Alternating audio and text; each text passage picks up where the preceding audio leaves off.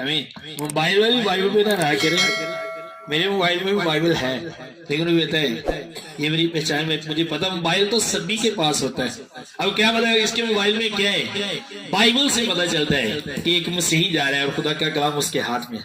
Bible अगर आप देखें, हर एक मजहब, हर एक कौम के बंदा के पास मोबाइल तो होता है, लेकिन बाइबल हर एक के पास है। ये पहचान है। आमीन। तो आए खुदा के कलाम की तरफ बढ़ते हैं।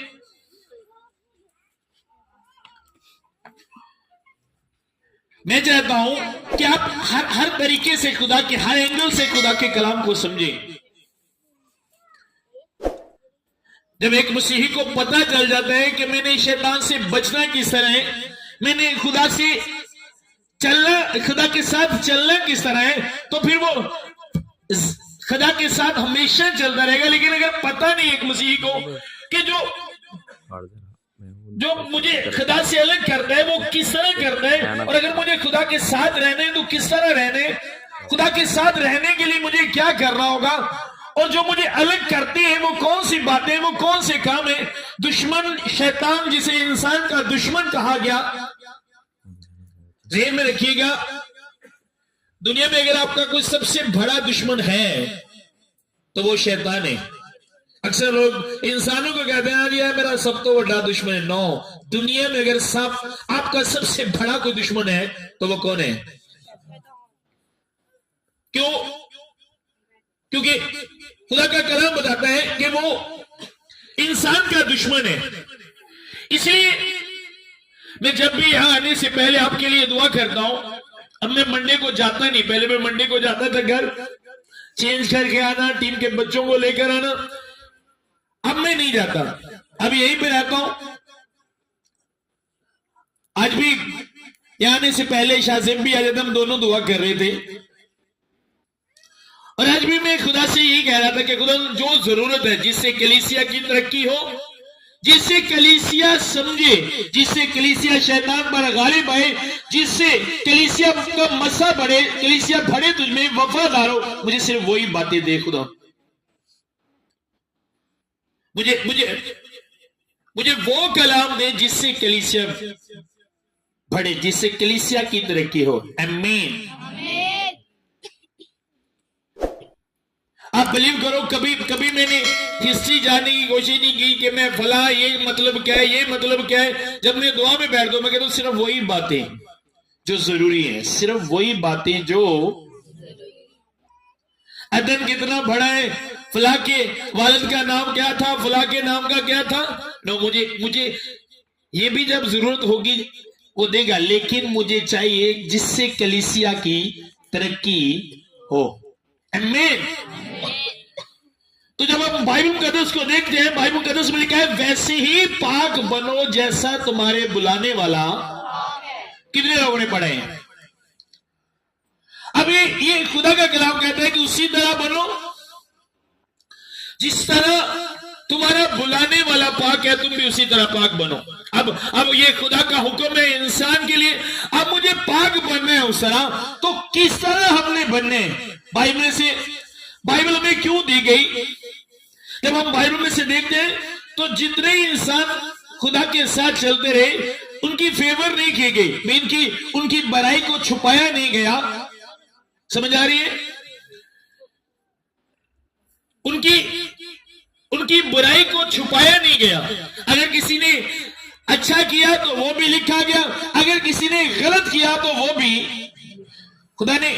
खुदा इंसान की तरह नहीं कि जिसके साथ जो मोहब्बत करता है उसके ऐब छुपा ले, उसके गुनाह छुपा ले। नो, खुदा ऐसा नहीं है। हर तरह का कैरेक्टर बाइबल में लिखा गया। जिसने बदी छोड़ी खुदा के साथ चला, खुदा ने उसे बढ़ाया, और जिसने खुदा के साथ रहकर बदी की, खुदा ने उसे रिजेक्ट कर दिया। बाइबल हर एक क्यों लिखा गया? ताकि हम उस खुदा की नेचर को जाने, हम उस खुदा को समझे। और जो लोग खुदा के साथ चलते हुए गिर गए, खुदा के साथ रहकर उन्होंने जिंदगी डाली, हम उनके कैरेक्टर को भी देखें कि उनका कैरेक्टर किस तरह का था। और वो लोग जो खुदा के साथ रहकर सरफराज हुए, खुदा ने बढ़ाया, खुदा ने उनकी लाइफ में मिरेकल की, अपने जलाल दिखाया, उनका का कैरेक्टर कैसा था। खुदा तरफदारी करने वाला खुदा नहीं, आपको हर तरह का कैरेक्टर बाइबल में से मिलेगा और उस कैरेक्टर का रिजल्ट भी आपको बाइबल में से आप देख लोगे कि रिजल्ट क्या होगा इसके बाद, ये करने के बाद इसका रिजल्ट क्या होगा, ये भी आपको बाइबल के 10 में से मिलेगा। आमीन। मेरे साथ निकाले ज़बूर 119।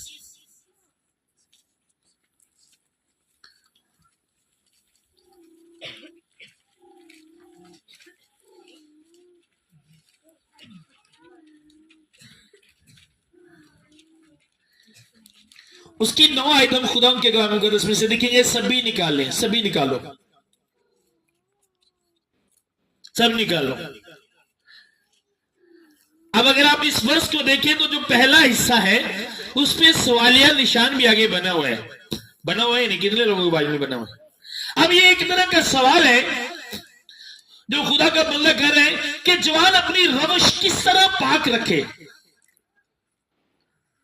आगे सवालिया निशान बना हुआ है, ये सवाल है इसका, समझ आ रही है। मैं नहीं कह रहा बाइबल में वो बना हुआ है, आगे सवालिया निशान नजर आ रहा है आप लोगों को। पहला इस वर्ष के पहले हिस्से के आगे आप अगर देखें तो ये सवालिया निशान बना हुआ है। उसने कहा किस तरह, कैसे पाक रखे, क्योंकि ये नहीं कि सिर्फ आप लोगों के लिए कानून है, ये नए हैदराबाद में ये सिर्फ ये कानून है कि जिस तरह तुम्हारा खुदा पाक है तुम उसी तरह पाक बनो, बल्कि आप अहद अतीक में भी देखें, जिस दौर में भी जब भी इंसान ने खुदा के साथ रिलेशन बनाने की सोची, एक रिश्ता बनाने की सोची, तो खुदा का पहला जो उससे पहली बात यही कि जिस तरह मैं हूं उसी तरह तुम भी बनो। अब जब इन्होंने खुदा के साथ रिलेशन बनाया तो इनको पता था कि खुदा के साथ चलने के लिए हमें खुदा जैसा बनना है, जिस तरह खुदा पाक है हमें भी उसी तरह पाक बनना है। तो उसने कहा जवान अपनी रफ्शों को किस तरह पाक रखे, किस तरह, कैसे। आज भी कलीसिया में बहुत सी नौजवान बेटियां, बहुत से नौजवान बेटे, बहुत से ऐसे लोग मेरी खिदमत के अरसे में मेरे पास आए जिनका सवाल ये था, मैं चलना चाहता हूं खुदा के साथ, लेकिन क्यों नहीं चला जाता मुझसे, क्यों ऐसा नहीं होता, मुझसे ये गलती हो जाती है, मुझसे ये गलती हो जाती है। अभी पिछले दिनों मुझे कॉल आई एक बहन की, उसने कहा मेरी एक बेटी एक बेटा था, मैंने बैप्टिज्म लिया, तौबा की मैंने, मेरे हस्बैंड के साथ मेरी बनी नहीं, सुनो 2 बच्चे हो गए, उसने कहा मेरी हस्बैंड के साथ बनी नहीं, घर से भागी और जाकर मजहब चेंज कर लिया और गैर मजहब में शादी कर ली। जब उसने मुझे कॉल की, पहले तो मैंने 3-4 दिन, मुझे नहीं पता था क्यों ऐसा हो रहा था, 3-4 दिन वो मुझे व्हाट्सएप पे कॉल करती रही, मैसेज करती रही, मैंने कोई रिप्लाई नहीं किया, कोई रिप्लाई नहीं। उसकी कॉल उठाने को मेरा दिल नहीं कर रहा था, लेकिन जब मैं अपने घर में बैठा, पिछले 2 दिन बीच मैं घर में बैठा, तो उसने मुझे मैसेज किया कि प्लीज मेरी कॉल उठाएं। तो मैंने जब कॉल सुनी तो अब वो मुझे बता रही वो सारी स्टोरी, अब दुआ करो मुश्किलात हल हो जाए। मैंने कहा मैं ये कभी दुआ नहीं करूंगा, अब मुझे दुआ करके बताओ ये प्रॉब्लम क्यों है। मैंने कहा दुआ के बगैर मैं आपको बता सकता हूं कि ये प्रॉब्लम क्यों है, ये सजा है तेरी और अभी बढ़ेगी। और ये कैसे, अब ये कैसे होगा। मैंने कैसे कहा आप दोबारा से तौबा करो, उसके हजूर में आओ और जिस तरह वो कहता है उस तरह चलो, फिर तुम। मुझे समझ नहीं आई, इसने कहा ये कैसे हो गया, किस तरह हो गया, रीजन। उसने कहा कैसे, किस तरह। सुनो आगे जवाब क्या है, तेरे कलाम के मुताबिक उस पर निगाह रखने से मैं पूरे दिल से तेरा तालिब हूं, मुझे अपने फरमान से भटकने ना दे। मैंने तेरे कलाम को अपने दिल में रख लिया है ताकि मैं तेरे बरखिलाफ गुनाह ना करूं, तेरे खिलाफ गुनाह ना करूं। अब बचने के लिए, गुनाह से बचने के लिए, जब आप गुनाह करते हो तो लिखा है गुनाह में जब आप मेहनत करते हो तो उसकी गुनाह की मजदूरी क्या है, मजदूरी जो उसकी मिलती है आपको, उसका रिजल्ट जो आपको मिलता है वो मौत है। अब उसने कहा जवान अपनी रफ्शों को किस तरह पाक रखे, तेरे कलाम के मुताबिक उस पर निगाह रखने से मैं पूरे दिल से तेरा, पूरे दिल को आप समझते हो, पूरे दिल को समझते हो, पूरा दिल समझते हो ना कि दिल वाली और केड़ी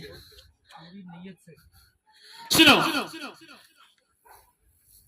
पूरा दिल। अब पूरे दिल का तजर्बा करो। उसने कहा गुनाह से बचने के लिए मुझे क्या करना होगा, मैं पूरे दिल से तेरा तालिब हूं, मुझे अपने फरमान से भटकने, मैंने तेरे कलाम को अपने दिल में रख लिया है ताकि तेरे खिलाफ गुनाह, अब अगर खुदा के खिलाफ गुनाह से बचना है तो उसके कलाम को अपने दिल में रखने और पूरे दिल से उसके तालिब होने, पूरे दिल से। जब आप पूरे दिल से तालिब हो जाते हो तो किसी तरह की कोई बात आप पे असर नहीं करती। कलीसिया कोई भी बात आपको हिला नहीं सकती, कोई परेशानी, किसी की बातें, नो कुछ भी, कोई भी आपको हिला नहीं सकता, किसी की बातें आपका रवैया नहीं बदल सकती, कुछ भी हो, कोई बात आप पे असर नहीं करेगी क्योंकि आपका पूरा दिल खुदा की तरफ लगा है और इंसानों की बातें आप पे कभी असर नहीं करेंगे। वो क्या कह रहे हैं, नो आपको कोई पता नहीं।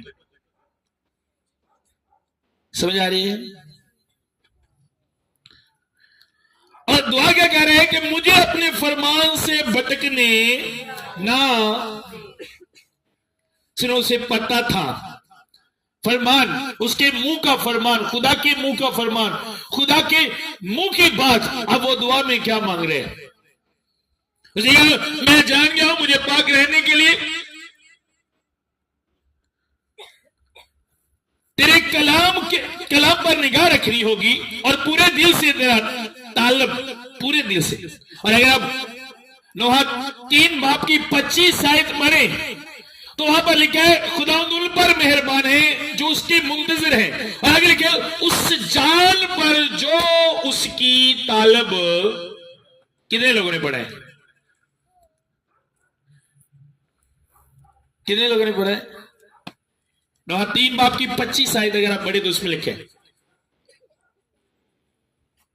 अब अगर आप आज मुझे भी पाक रहना है और पाक बनने है तो उसके कलाम पर निगाह रखने से और उसके फरमान से मैं कभी ना भटकूं, चाहे कुछ भी हो।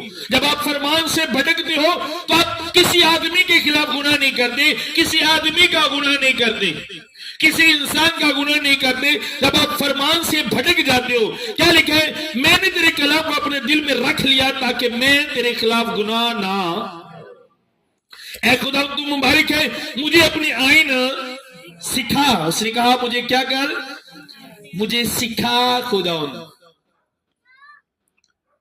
मुझे बता खुदा, सिखा तू मुझे। अब शैतान बड़ा मक्कार है।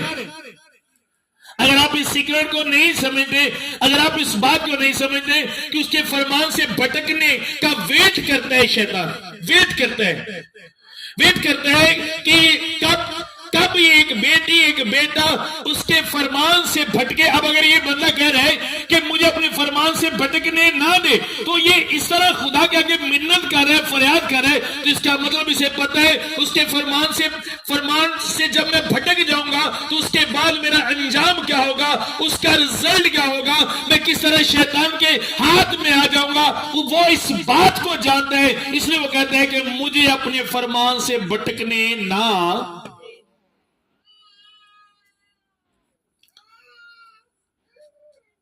मुझे ना भटकने दे, मैंने तेरे कलाम को अपने दिल में रख लिया है। ना मुझे भटकने न दे क्योंकि मैंने तेरे कलाम को अपने दिल में रख लिया है।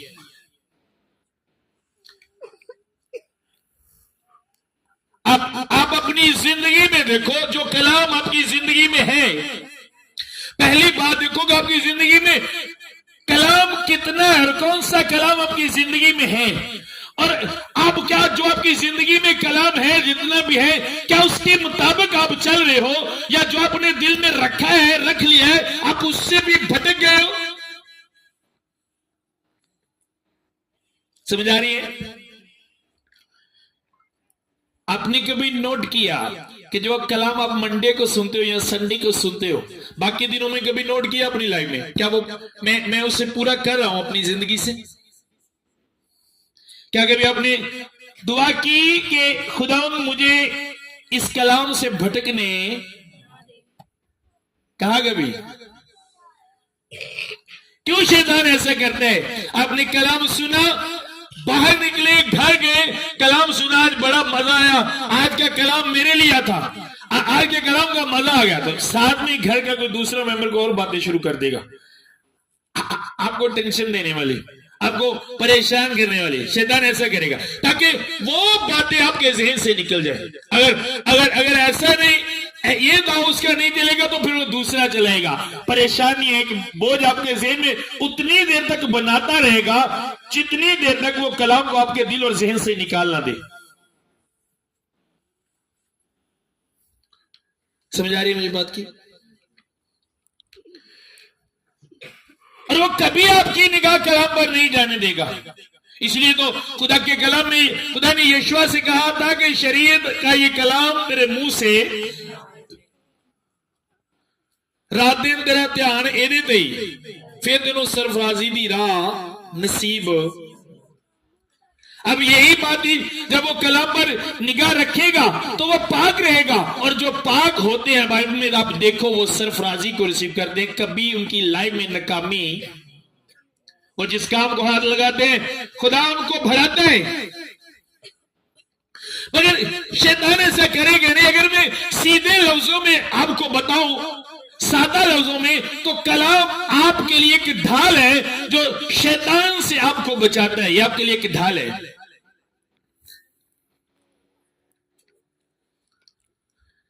ये एक ढाल है। ये जो आप जिस्मानी मौत मरते हो ये एक वादा है, लेकिन रूहानी जिंदगी और मौत ये आपके हाथ में है।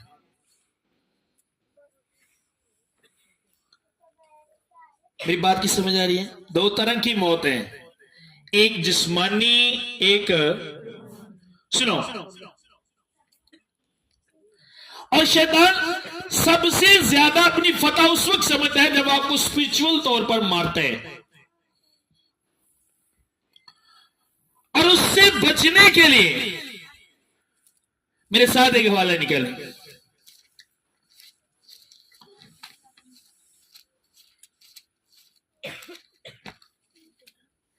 इफ्सियो निकाले मेरे साथ, अलसूसुम का खत जिसे के नाम।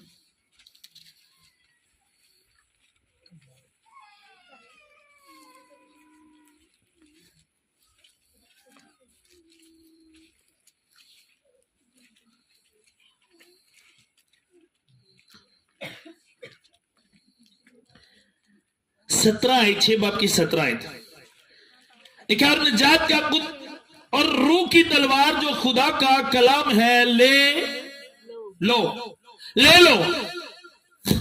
मैंने कहा ये एक तरह से कलाम आपकी ढाल है दुश्मन से बचने के लिए। उसे कहा ये तलवार है, और ये वो तलवार है जो शैतान के खिलाफ चलती है, और ये वो तलवार है जिससे शैतान डरता है, कलीसिया, जिससे शैतान भागता है। अगर ये तलवार आपके हाथ में है तो शैतान आपके आगे ठहर नहीं सकता। हाँ, वो दूर खड़े होकर बातें कर सकता है, लेकिन लड़ने के लिए कभी आपके पास नहीं आएगा।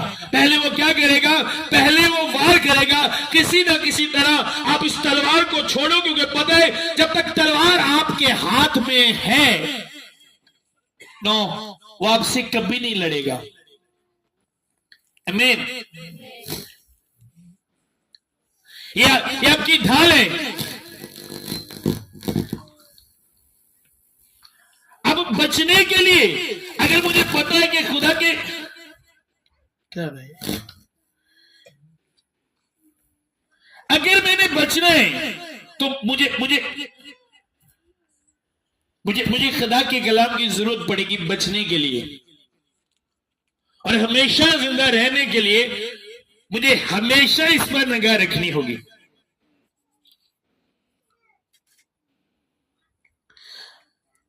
ज़बूर 119 उसकी 133 आयत निकालें।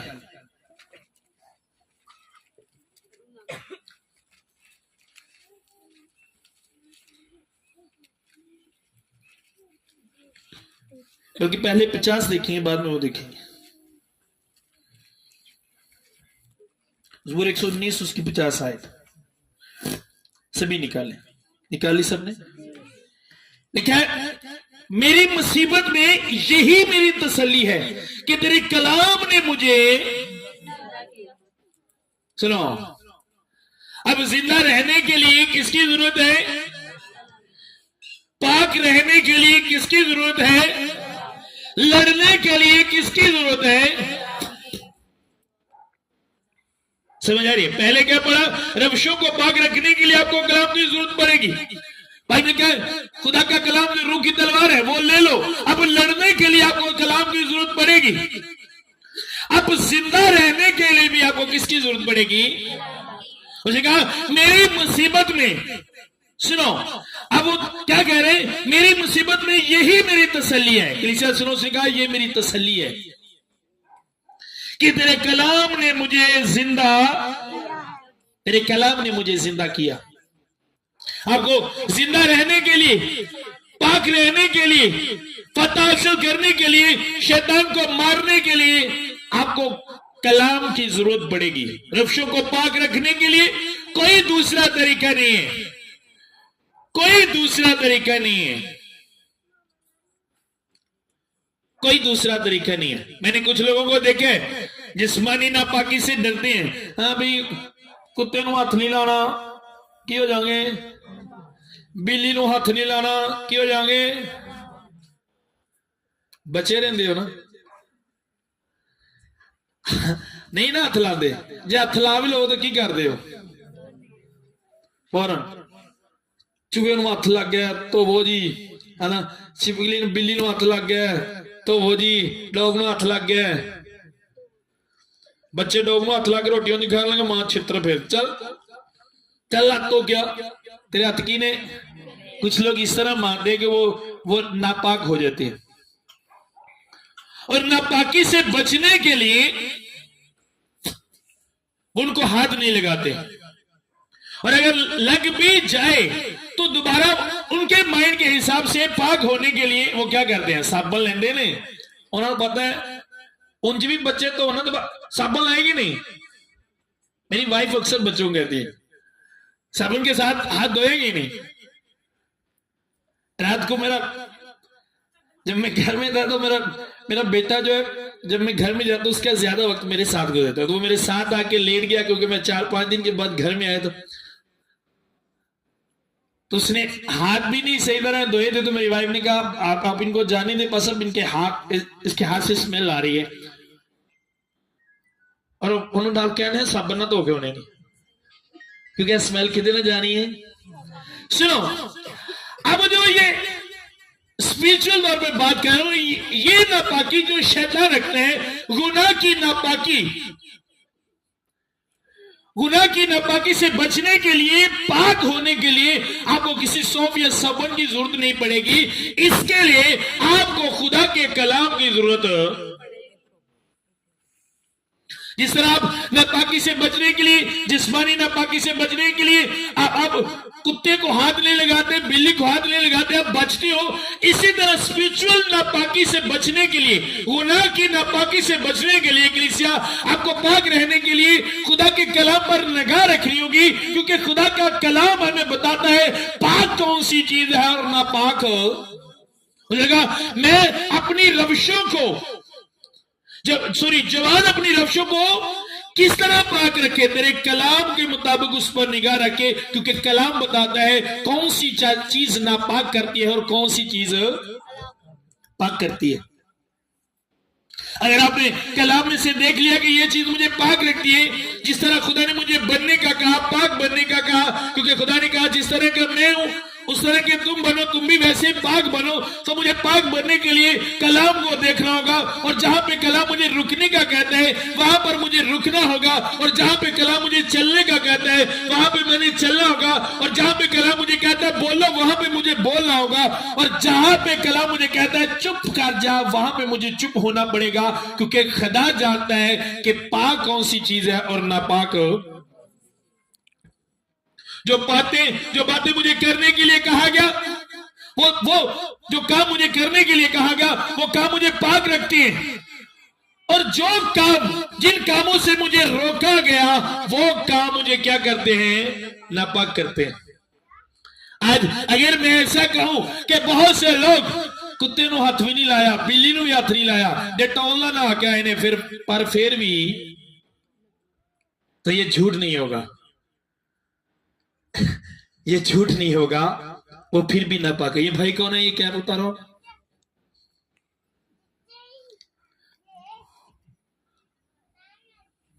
फिर भी नापाक है।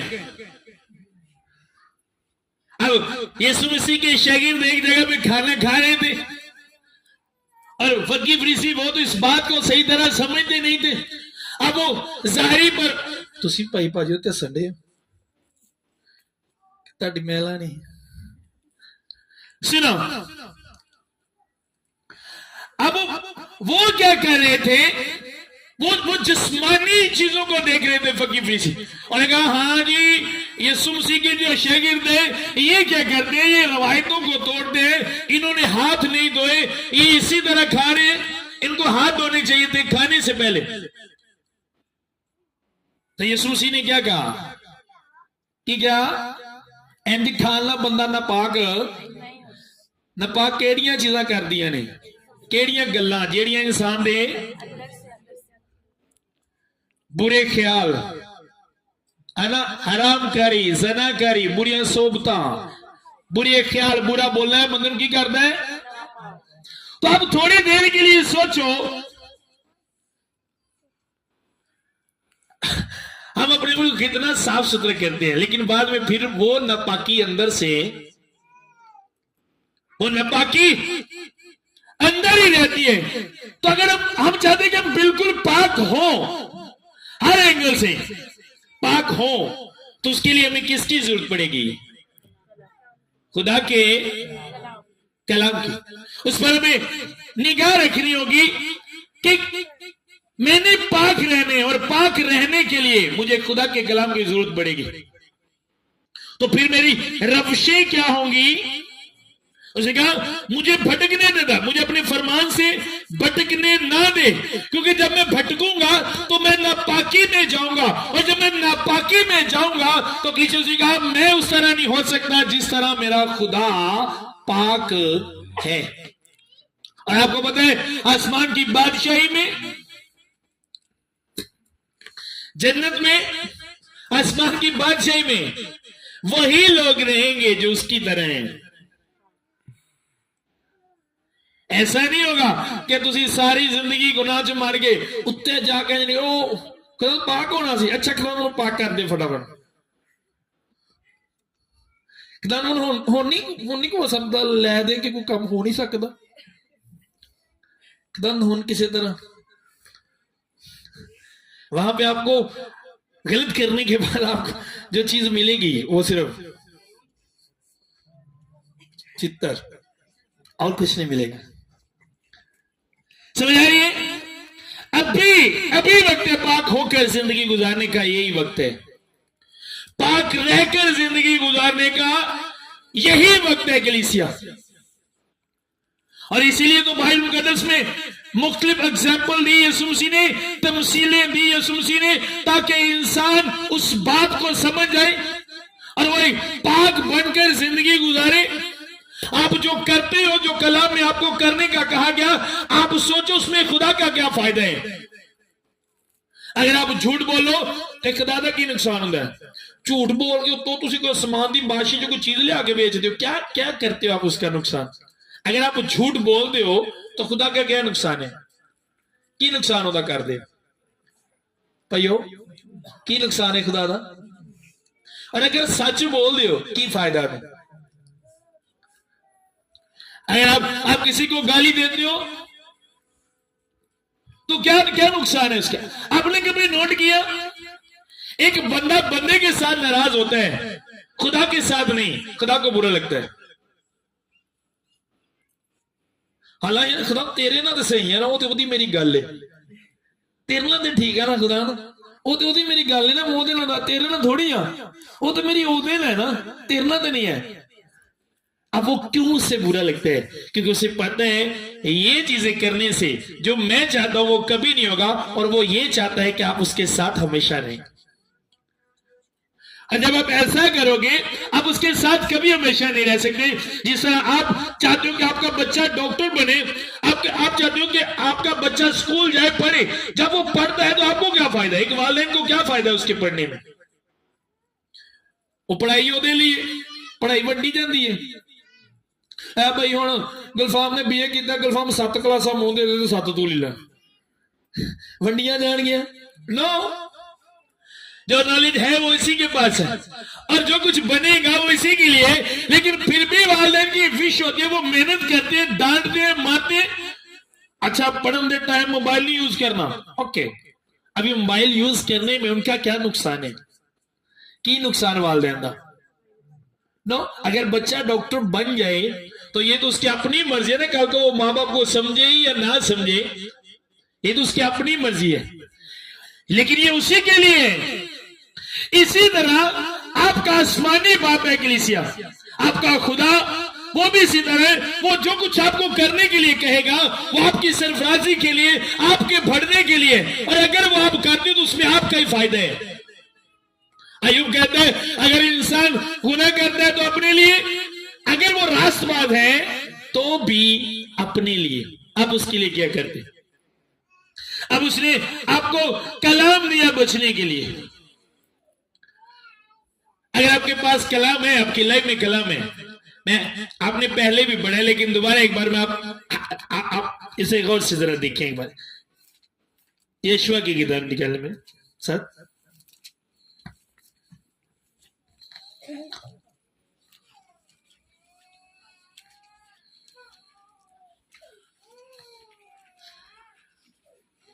पहला बाप 5 से आगे पढ़ेंगे।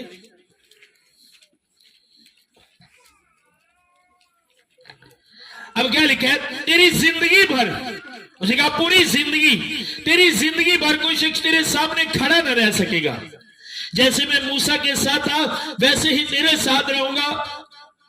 उन्हें क्या, तेरी पूरी जिंदगी कोई भी बंदा तेरे सामने खलो, हर बंदे दी विश हुंदी है मैं जिथे खलोवा कोई भी मेरे मुकाबले च है। ऐसा हो सकता है, ऐसा हो सकता है, और ऐसा हो उसके लिए आगे खुदा ने बताया कि हौसला रख, मजबूत हो जा। अब आपकी लाइफ में ऐसा हो उसके लिए आपको हौसला रखना होगा। हौसला, जहां पे वो हौसला रखने का कह रहे हैं वहां पे वेट करने का कह रहे हैं। जिवें कि बंदे नूं भुख लगी होवे ते बार बार आवाज़ां मारी जाए, हौसला रखो, आ जाती। हौसला रखने का मतलब सबर करो। ऐसे ही है ना, पैना होंगे कि नहीं? है कई बंदे बड़े भुखे होंगे ने, चाहे भुख बड़ी लगती, मेरे को भुखे होंगे मैं भुख बड़ी लगती, जल्दी जल्दी खाना लिया, हौसला भी करो। अब ये बताने का मकसद होता है कि सब्र करो।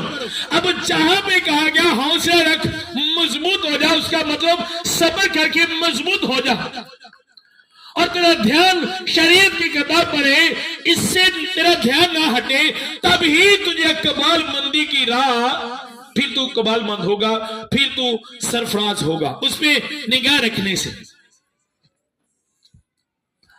आपको बढ़ाना, आपको सरफराज करना खुदा के लिए कोई मुश्किल नहीं है, कोई भी मुश्किल नहीं है। जितनी चीजें आप देखते हो वो सारी आपके लिए हैं, जमीन की, आसमान की, वो सब जमीनी आसमानी सब कुछ खुदा ने आपके लिए बनाया। एक भी चीज अपने लिए नहीं है। आप जो फ्रूट खाते हो, दूध पीते हो, खाना खाते हो, ये किसने पैदा किया, किसने बनाया, किसने जमीन में से निकाला? कदा कदी आप खाना आया? ये सारी चीजें किसके लिए? सूरज बनाया किसके लिए? आपके लिए।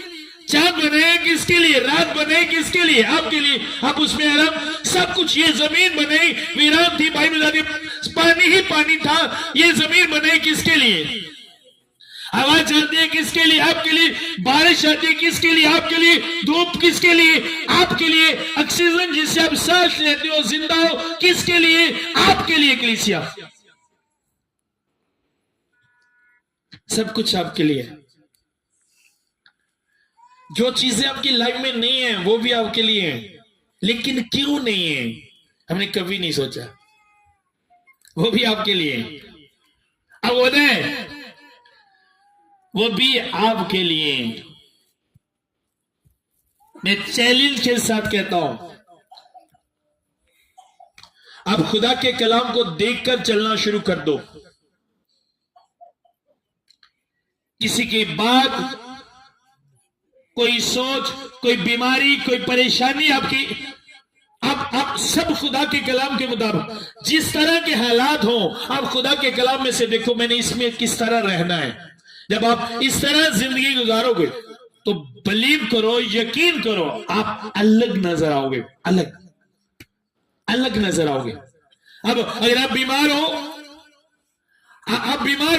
और बीमारी के साथ गुर्बत भी है, तो बाइबल में से देखो अब मैंने किस तरह फाइट करनी है, किस तरह लड़ना है।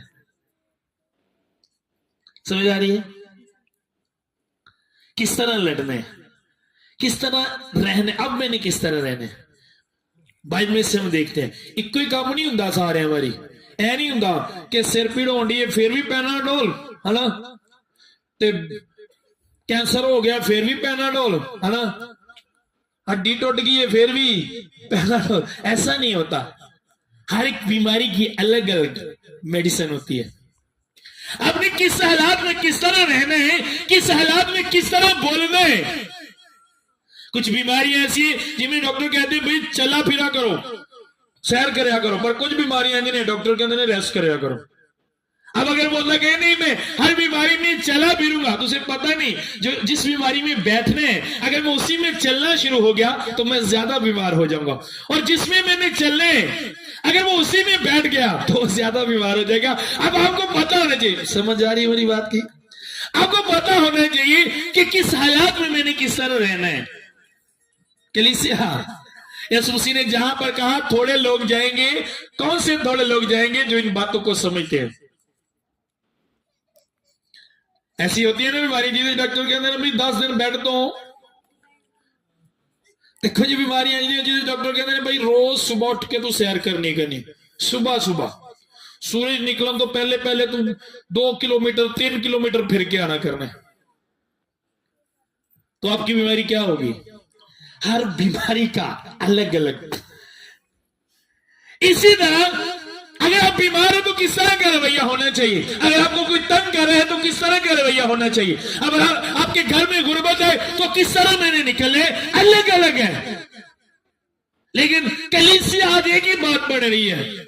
हाँ, हर बात में दुआ की जरूरत है, लेकिन रवैया, बातें अलग अलग, बोलना, सोचना। समझ आ रही है? मैंने कहा समझ आ रही है।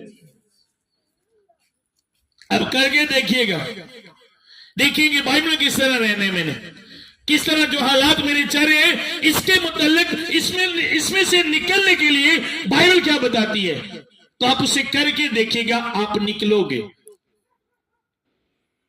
सोचो 100% तुसी निकलोगे, सोचो 100%। ऐ नहीं चलो कहा के वेखो ना होया तो चेंज कर लेंगे जिदा डॉक्टर नहीं। सोचो 100%। जो तुसी वो फॉर्मूला इस्तेमाल किया तुसी निकलना है, सोचो 100%। आमीन। अब निकलोगे, लेकिन हम जिन मिलके आप नोट करो बीमारी में हम किस तरह बोलते हैं, और जब खुशहाली होती है उस वक्त में किस तरह बोलते हैं। जब चर्च में बोलते हैं तो वो किस तरह बोलते हैं, जो तो लड़ने आते उंज किंज उदो किंज। आप नोट करो लड़ाई वाली जगह पे मैंने क्या बोलना है, कभी नोट करो। अलग अलग कलीसिया, फिर आप भरोगे। आमीन।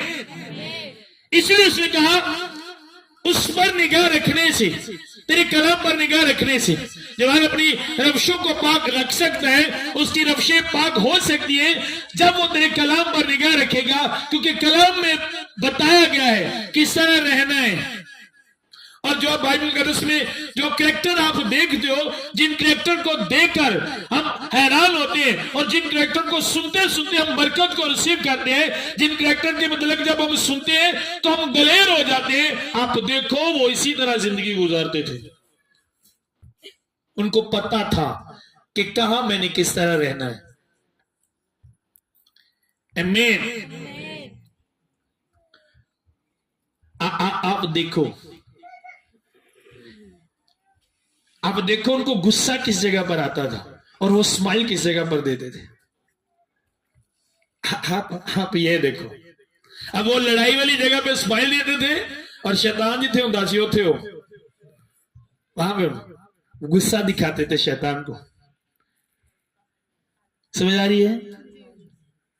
वो इंसानों की सब कुछ बर्दाश्त करते थे, लेकिन शैतान की एक भी, असि शैतान दियां सारियां बर्दाश्त कर लेने, बंदे दी खबरदार जे इस तो अगे कोई गल की तो मेरे तो बुरा को नहीं, आप ही दस रहे क्योंकि मैं महल्ले का सब तो बुरा बंदा वा, मेरे तो बुरा ते ही गल जे सामने क्या होवे, लड़न वाले ने क्या होवे कि भी तू बड़ा बुरा है, तो दिल करता सिर पाड़ दे, आप ही अपने मुंह तारीफ करी जाने, मैं तो बुरा को नहीं है, मैं नंबर 1 दिया बुराई ते, मेरे तो बुरा कोई नहीं हो,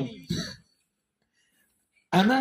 कई ना मेरे तो बुरा, मीन के सब तो बुरा मैं वहां, मीन के सब तो गंदा, सीधे लफ्ज और बड़े फकर ना कहने बावा टोंके मेरे तो बुरा को नहीं हो, आ जा मैं गंदा वहां, तेनू ही गंदा करना, आ जा। आपने कभी गौर किया कहां पे क्या बोलने? अब अगर आपने बोल दिया मुझसे बुरा कोई नहीं, तो बुराई पे शैतान का हक है, फिर शैतान समझेगा कि आप पे मेरा हक है, आप मेरे हो, फिर शैतान आप पे अटैक करेगा क्योंकि आपने बोलकर बता दिया कि मैं बुरा हूं, मुझे ले, मेरी लाइफ में काम कर, मुझ पे अटैक कर, मुझे यूज कर बुराई के लिए, क्योंकि आपने बोल दिया, आपने गवाही दे दी अपने मुंह से कि मैं सबसे बुरा हूं, मुझे ले। और शैतान समझता है जहां पे बुराई होते हैं वहां पे मेरा राइट है, बुरा इंसान मेरा है, तो आप ये बोलकर शैतान को बता देते हो मैं तेरा हूं। समझ आ रही? लफ्ज की कर देने, लफ्ज मार छड़ देने, अरे लफ्ज एडा को खतरनाक है, मेरे तो बुरा को नहीं, उसे टाइम शैतान ताड़ी लाइफ च एंटर होता है, उसे टाइम तुम फड़ता है, ताड़े लफ्ज निकलन तो बाद तुम पता कितनी को स्पीड ताड़ी लाइफ दे विच आ जाने एक बड़े प्लान दे नाल। हमने कभी गौर नहीं की, यही चीजें मैं आपको कहता हूं कि किस जगह कौन से अल्फाज बोलने, किस हालात में किस तरह रहने, ये जानना बहुत ही जरूरी है। कभी नहीं इस तरह बोलो, आमीन। तो आप बच जाओगे। अगर आप देखो जब खुदा नबियों से कलाम करता था, रसूलों से कलाम करता था, तो खुदा कलाम की अहमियत उनको पहले बताता था कि करना क्या है, चलना कैसे है। और जो कलाम की अहमियत को समझते थे, जो कलाम में रहकर खुदा के साथ चलते थे, वो ब्लेस होते थे, वो जिधर जाते थे खुदा उनको उनके साथ होता था, वो जहां पे जाते थे खुदा उनको निकालता था, छुड़ाता था। अगर यूसुफ मिस्र में जब वो गया, अगर वहां पे वो कलाम पर निगाह ना रखता, शरीयत पर निगाह ना रखता, इस बात को भूल जाता कि जना गलत रिलेशन खुदा को बुरा लगता है, तो वहां का हाकिम कभी ना बनता। उसने क्या कहा उस औरत से, पोतीफर की वाइफ से उसने क्या कहा? उसने कहा नो, ये बदी है, ये गुनाह है, ये बड़ा गुनाह है, ये खुदा उनकी नजर में क्या है? गुनाह है। उसे पता था, उसने इस बात को सामने रखा था, वो कभी नहीं भूला था। आप थोड़ी देर के लिए सोचो, पोतीफर की वाइफ उसके साथ रिलेशन बनाना चाहती है एक नौकर के साथ, ते जड़ियां दूजियां नौकरां होणगियां उन्हां दी किन्नी कुछ होगी, कितना